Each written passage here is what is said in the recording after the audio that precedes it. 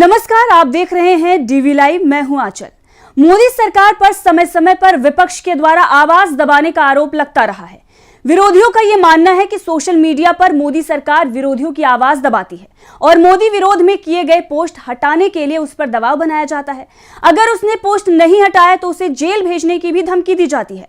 अब इससे भी बड़ा और हड़कंप मचाने वाला खुलासा हो रहा है। जी हां, वॉशिंगटन पोस्ट की एक रिपोर्ट सामने आई है जिसके बाद हड़कंप मच गया है, क्योंकि इस रिपोर्ट में खुलासा यह हुआ है कि मोदी सरकार ने सोशल मीडिया पर मोदी विरोधी आवाज दबाने के लिए ट्विटर और फेसबुक के साथ सरकार की सीक्रेट मीटिंग्स हुई हैं। इतना ही नहीं, कंपनी पर दबाव बनाने का भी आरोप लगाया गया है। पोस्ट हटवाने से लेकर अकाउंट बैन और जेल में डालने की भी धमकी दी गई है।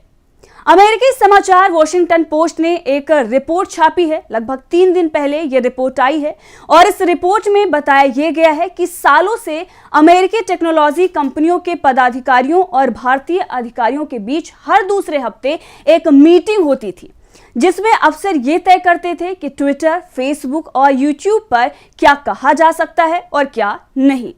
वॉशिंगटन पोस्ट में करिश्मा मेहरोत्रा और जोसेफ मेन ने यह रिपोर्ट छापी है। रिपोर्ट की जो हेडलाइन है वो ये है कि how India tamed Twitter and set a global standard for online censorship.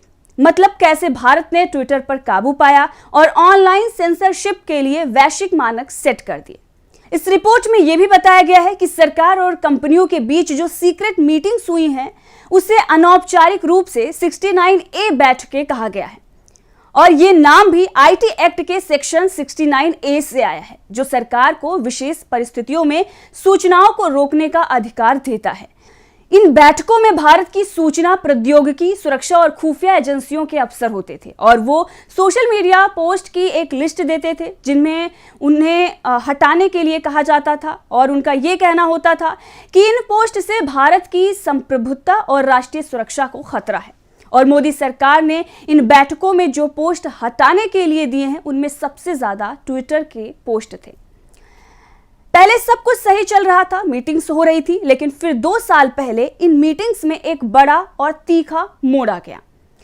इस रिपोर्ट में यह आगे बताया गया कि मीटिंग्स में भारत सरकार का दखल बढ़ने लगा।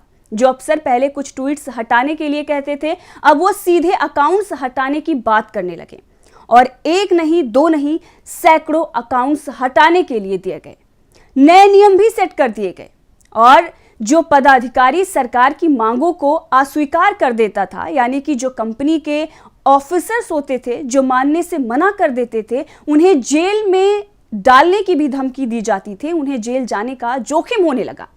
उनकी कंपनियों को भारतीय बाजार में बंद किए जाने की भी धमकियां मिलने लगी। कंपनी के पूर्व कर्मचारियों ने वॉशिंगटन पोस्ट में जो बताया है, जिनके हवाले से ये रिपोर्ट छापी गई है, उनका ये कहना है कि जो सोशल मीडिया कंपनियां इस तरह के सेंसर को कभी ना करती थी, जो मानने से इनकार करती थी, वो सरकार के सेंसर के प्रति बहुत ही ज़्यादा सहिष्णु हो गई।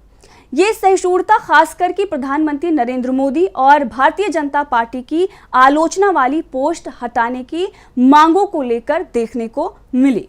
वॉशिंगटन पोस्ट के सूत्रों के मुताबिक, जो कि उन्होंने अपने रिपोर्ट में छापा है, कि भारतीय अधिकारी कहते ये थे कि उनका मिशन है कि बात ना मानने वाली विदेशी कंपनियों पर कानून सख्त कर दिए जाएं। बड़ी टेक कंपनियों में सबसे ज्यादा अगर किसी में बदलाव आया तो वो था ट्विटर। एक समय दुनिया भर में सरकारों के दबाव से लड़ने वाली कंपनियों ने घुटने टेक दिए। इस रिपोर्ट में यह बताया गया है कि जनवरी में सरकारी आदेश के बाद ट्विटर और यूट्यूब ने नरेंद्र मोदी पर बनी बीबीसी डॉक्यूमेंट्री को हटा दिया।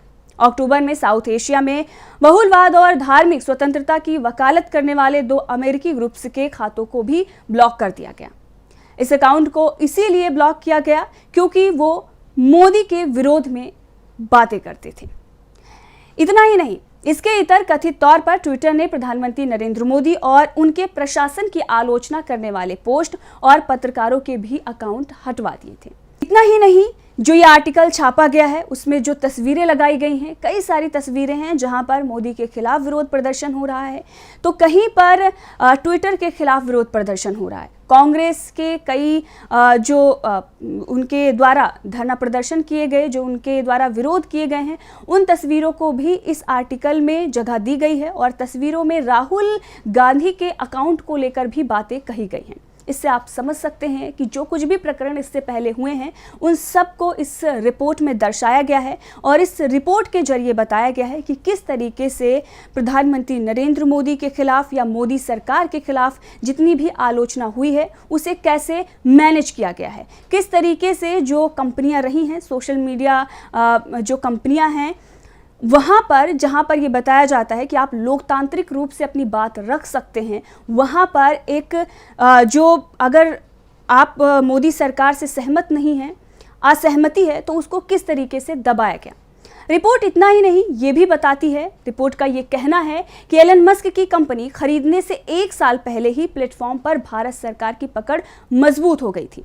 मस्क के आने के बाद ये उम्मीद थी कि वो अभिव्यक्ति की आज़ादी के लिए लड़ेंगे, लेकिन वो भी कुछ खास मजबूत साबित नहीं हुए। वॉशिंगटन पोस्ट ने 50 से ज़्यादा वर्तमान और पूर्व पदाधिकारियों के इंटरव्यू किए हैं, जो ऑफिसर्स इन कंपनियों में काम कर रहे थे, उनसे बातचीत की गई है और उन्होंने ये बताया है कि कैसे सरकार ने नए नियम जारी कर दिए और नए नियमों के जरिए ट्विटर के प्रतिरोध को तोड़ा गया। अमेरिका के एक पूर्व ट्विटर नीति कर्मचारी ने तो यहाँ तक बता दिया कि भारत में जो कुछ हो रहा है उससे हर किसी को डर लगना चाहिए।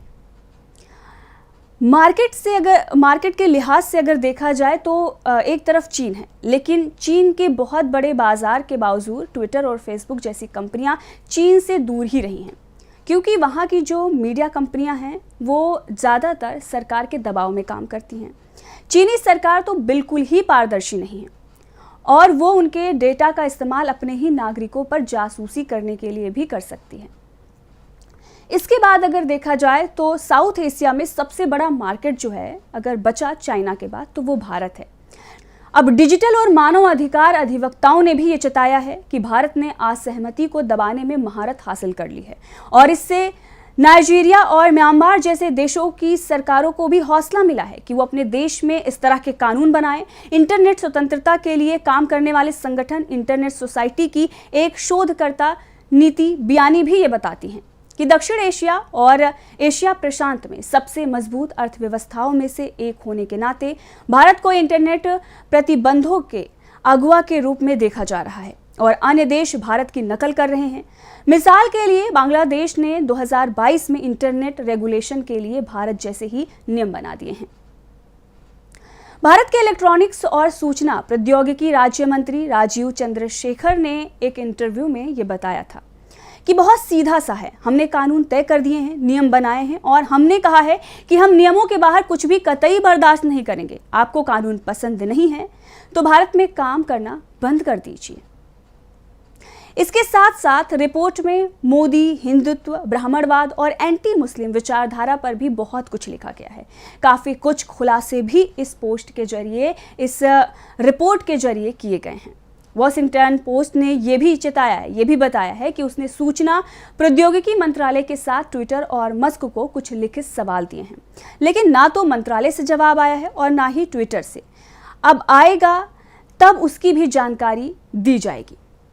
इतना ही नहीं, अब ये जब खबर सामने आई, जब ये रिपोर्ट सामने आई तो हड़कंप मच गया। हर कोई इस पर चर्चा कर रहा है, सोशल मीडिया पर ये चर्चा का विषय बना हुआ है। कांग्रेस के कई दिग्गज नेता भी अब इसे शेयर कर रहे हैं, क्योंकि उनका तो पहले से ही यही कहना था कि मोदी सरकार मोदी विरोध में मोदी सरकार की आलोचना करने वाले लोगों पर दबाव बनाती है, उसे जेल में डालने की धमकी दी जाती है। और अब तो लोगों के अकाउंट्स और पोस्ट हटाने की ही बात नहीं, अब तो सीधे तौर पर सोशल मीडिया जो कंपनियां हैं, जो अमेरिकी कंपनियां हैं, उनसे किस तरीके से सीक्रेट मीटिंग होती थी।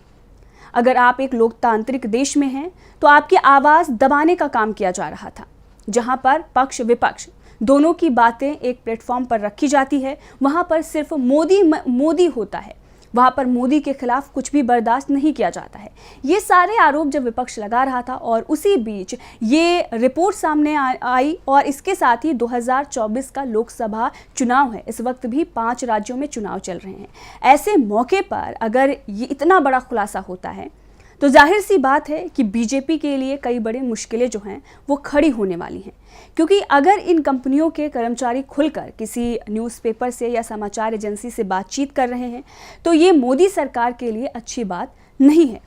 क्योंकि अगर मोदी सरकार ने इतनी सारी सीक्रेट मीटिंग्स की हुई हैं और अगर अभी तक उनके तरफ से कोई जवाब नहीं आता तो ये भी एक तरीके से मोदी सरकार के लिए एक बड़ी नाकामी के तौर पर ही देखा जा रहा है, क्योंकि जो कुछ भी अब किया गया है उसका खुलासा हो रहा है। तो बीजेपी के लिए आने वाले दिनों में बहुत बड़ी मुसीबत जो है वो खड़ी होने वाली है।